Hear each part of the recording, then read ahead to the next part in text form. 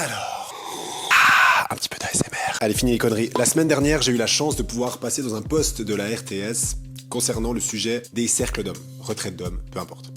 Et j'ai été finalement que moyennement surpris des réactions en commentaire. Alors il y a une partie qui trouve ça super, que c'est nécessaire que les hommes puissent avoir un espace sécurisé pour pouvoir poser les choses, et d'autres personnes qui trouvent ça complètement ridicule, et qui, si je reprends certains mots, qui est un cercle de pseudo-mascu pour homme soja, ou que c'est ridicule et que c'est encore un truc de woke. Ces hommes vont bien nous aider en cas de guerre en tout cas. Ah, petit dernier. Ce ne sont pas des hommes, les hommes s'occupent à d'autres choses. Ils s'occupent de leur famille, leur communauté et leur travail. Ça, c'est juste des féministes. En soi, j'entends ces commentaires et je me dis qu'il y a encore du job, c'est très bien. Et d'un autre côté, j'ai l'impression que beaucoup d'hommes n'ont pas compris le but de ces cercles. Alors je vais donner un petit peu ma vision des choses. Bien sûr, il y a l'aspect à se reconnecter à ses émotions, à les ressentir, les vivre, pouvoir les exprimer, pouvoir parler de choses profondes, les mettre sur la table. Et ça, on pourrait mettre une caricature comme quoi c'est devenir des hommes sensibles. Mais pas que, c'est aussi pour moi un endroit où finalement on va venir se challenger. Déjà, c'est un challenge de venir mettre des sujets profonds sur la table, mais c'est aussi un moyen de voir quel est l'impact de mes actes au quotidien. De prendre des engagements, d'essayer de les tenir, et si je les tiens pas, de voir pourquoi je les tiens pas.